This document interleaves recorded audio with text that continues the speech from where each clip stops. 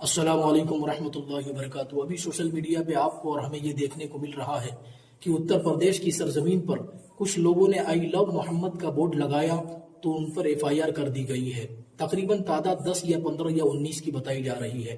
ہم کہتے ہیں کہ ہندوستان کی سرزمین پر اگر کوئی آئی لو محمد کا بورڈ لگا دے تو کیا یہ کوئی قانوناً جرم ہے یا ہندوستان کے ساتھ میں کوئی غداری ہے؟ نبی پاک صلی اللہ علیہ وسلم سے محبت کرنا تو یہ مسلمانوں کا ایمان کا حصہ ہے۔ اقبال نے کہا تھا کہ محمد سے وفا تو نے تو ہم تیرے ہیں، اور یہ جہاں چیز ہے کیا لوح و قلم تیرے ہیں، اور محمد کی محبت دین حق کی شرط اول ہے، اسی میں ہو اگر خامی تو سب کچھ نامکمل ہے۔ ہم ہندوستان سے ضرور محبت کرتے ہیں، مگر نبی پاک صلی اللہ علیہ وسلم سے محبت تو ہمارے ایمان کا حصہ ہے۔